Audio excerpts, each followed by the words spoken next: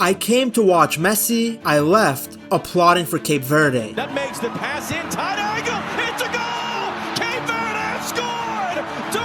Duarte sends a shockwave. Catch Argentina napping, McAllister can't make the play. Lopez Cabral! It's incredible! It's remarkable! It's almost unbelievable! It's Cape Verde! These guys went toe-to-toe with the defending world champions. They pushed Messi and Argentina to the absolute brink. They were playing better than Argentina. Not only did they go toe-to-toe, they outplayed them at times. They scored, as you mentioned, one of the great World Cup goals. This is one of the most inspirational stories I've ever seen in my lifetime. This wasn't Munoz parking the bus and catching teams on the counter. No. This was a team playing attractive, stylish football.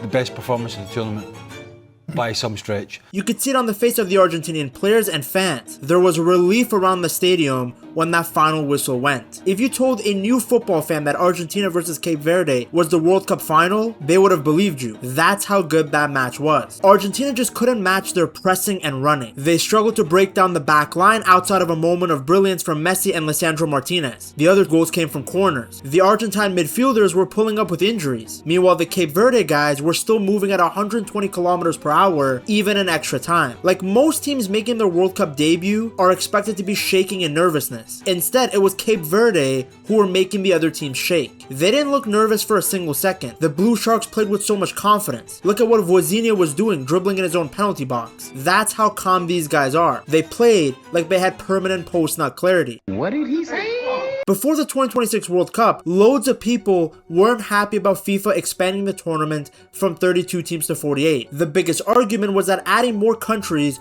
would just water down the quality and give us a bunch of boring blowouts. Instead, we got the complete opposite. The smaller nations have shown they deserve to be here, and no team summed that up better than Cape Verde. Though to be honest, Cape Verde would have qualified even in the normal 32 team format. The tiny island nation off the coast of West Africa has a population of just over 500,000 people. They came into the tournament with almost no expectations, especially after being drawn with Spain, Uruguay, and Saudi Arabia. Most people had them finishing at the bottom of the group. Cape Verde clearly had other ideas. They ended the tournament having never actually lost in 90 minutes, while battling teams that everyone expected them to lose to. They were organized defensively, super dangerous on the counter, and incredibly disciplined without the ball. Then with the ball, they played with freedom and fearlessness. They weren't scared of anything, especially against Argentina, because they were essentially playing with house money. Nobody expected them to be there, let alone competing at such a high level. Yes, they might have been knocked out in the round of 32, but they will forever be the champion of the people. Their World Cup journey started with what looked like the possible draw. First game, Spain, one of the tournament favorites. A team packed with world-class players. Most people expected Spain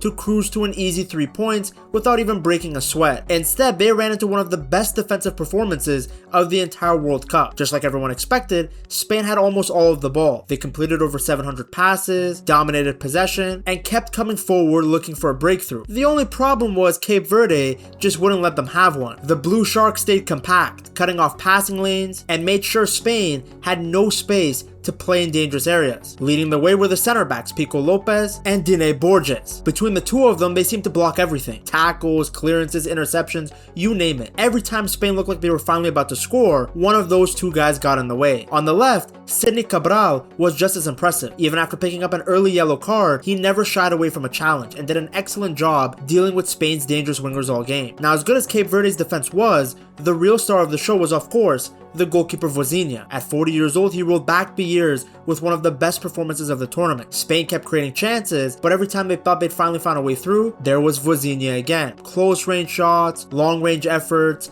dangerous crosses into the box. It didn't seem to matter. Vozinha had an answer for everything. By full time, he had made 7 huge saves and completely frustrated one of the best attacking teams in world football. When the final whistle blew, it finished 0-0. For Spain, it felt like 2 points thrown away. For Cape Verde, it felt like they'd won the game, because not only had they picked up their first World Cup point in history, but they had also announced themselves to the football world in the best way possible. They ended up putting up a similar performance against Argentina, but I'll get to that later in the video. If the draw against Spain showed Cape Verde could defend, then the next game proved they could play football too. Up against Marcelo Bielsa's Uruguay and Miami, the Blue Sharks went toe-to-toe with one of South America's best teams and walked away with a brilliant 2-2 draw. Cape Verde struck first after just 20 minutes. Kevin Pina stepped up over a free kick from distance and buried it into the bottom corner. It was Cape Verde's first ever World Cup goal, and honestly one of the best goals we've seen at the tournament, though some questionable goalkeeping from Muslera. Uruguay hit back just before halftime. Maximiliano Araujo headed home the equalizer in the 45th minute, and then Agustin Canobio scored deep into stoppage time to suddenly give Uruguay a 2-1 lead going into the break. A lot of people thought that would be it. Cape Verde thought otherwise. A double substitution completely changed the game. Just minutes after coming on, Helio Varela pounced on a terrible mistake at the back, intercepted a loose pass, rounded Muslera, and rolled the ball into an empty net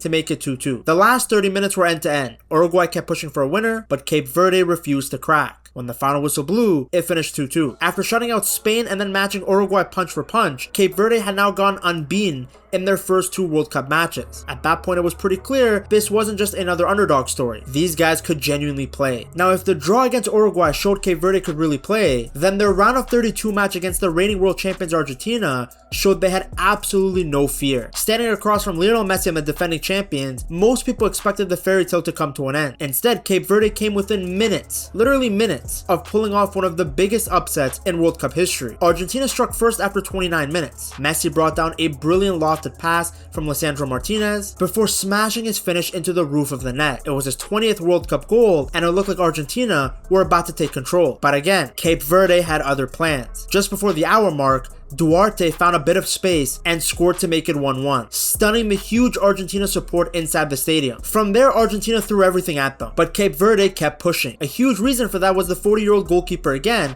Vozinha, who put together another unbelievable performance. He made 10 saves, denied Messi on multiple occasions, and helped drag the match into extra time. Even then, Cape Verde still refused to give in. Just 2 minutes into extra time, Lisandro Martinez fired Argentina back in front. It felt like the underdogs had finally run out of magic. Then, they did it again. In the 103rd minute, Sidney Lopez Cabral produced one of the goals of the tournament. When he celebrated with his girl in the crowd, I understood how he scored that goal. Everyone plays better when their crush is watching. Sadly, the fairy tale ended in the cruelest way possible. With just 9 minutes left, Romero's header took a wicked deflection and went into the net as a Cape Verde own goal. That made it 3-2, and this time there was no way back. Cape Verde's World Cup was over, but they walked off the pitch with their heads held high. After holding Spain to a draw, matching Uruguay blow for blow, and then pushing the defending world champions to extra time, the Blue Sharks proved they were far more than just a feel-good story. What's crazy is that as incredible as their performances have been, just getting to the World Cup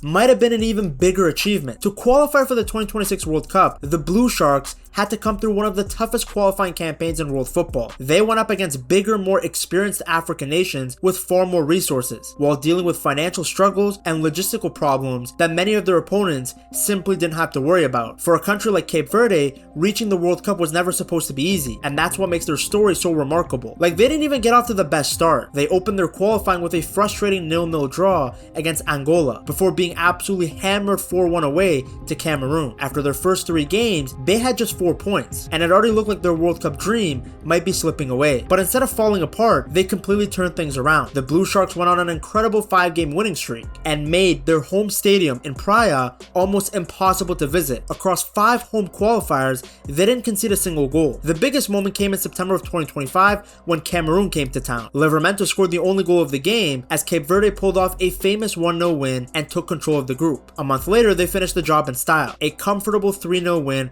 over Eswatini, thanks to goals from Livramento, Willie Semedo, and their veteran defender Stopira. They had officially booked their ticket to the 2026 World Cup, and I remind you, that was the first time in their country's history that they were going to the most prestigious tournament in world football. So no, Ronaldo fans, it is not just a 7-game tournament. Now, Cape Verde's toughest challenges actually came off the football pitch. As a country made up of 10 islands, even getting players together wasn't easy. Travel was expensive, preparation was complicated, and the Football Federation operated on a much smaller budget than most teams at the World Cup. There was a moment that really showed what the journey was like. After the draw against Spain, the goalkeeper Vozinha revealed that his own mother couldn't afford to travel to the United States to watch him play at the World Cup. The interview quickly went viral and touched football fans all over the world. Before long, government officials, FIFA representatives, and members of the Cape Verdean Football Federation stepped in to help. Within a few days, everything had been sorted, and Vozinha's mother was finally able to to make the trip. She arrived just in time to watch Cape Verde take on Uruguay, and it's safe to say it was one of the most emotional moments of the entire tournament. It was a reminder that Cape Verde's World Cup story has never been just about football. It's about a small nation that had to overcome obstacle after obstacle just to earn its place on the biggest stage in the sport. Now, to really understand and appreciate what Cape Verde has achieved, you also have to understand the country behind the team. Cape Verde is a small island nation in the Atlantic Ocean, around 570 kilometers off the coast of Senegal. It's made up of 10 islands and has a population of just over 550,000 people. To put that into perspective, there are football clubs with more fans than Cape Verde has people. That makes them one of the smallest countries to have ever played at a World Cup, which again makes what they've achieved on football's biggest stage that much more remarkable. That's why they became the greatest story of this World Cup. They showed that you don't need the biggest population, the biggest budget, or even the biggest stars to compete with the best. With great organization, heart, and a group of players who fight for every ball, who fight for the badge, you can go toe-to-toe with some of the strongest teams in world football. They introduced millions of people to Cape Verde, its culture, its people, and a football story that deserves to be remembered. Most of all, they've reminded everyone watching that on football's biggest stage, belief can sometimes be just as powerful as talent. And no one embodies that more than their goalkeeper Vozinha. To see how he got his name and his incredible journey to just be at the World Cup, you have to watch this video right here.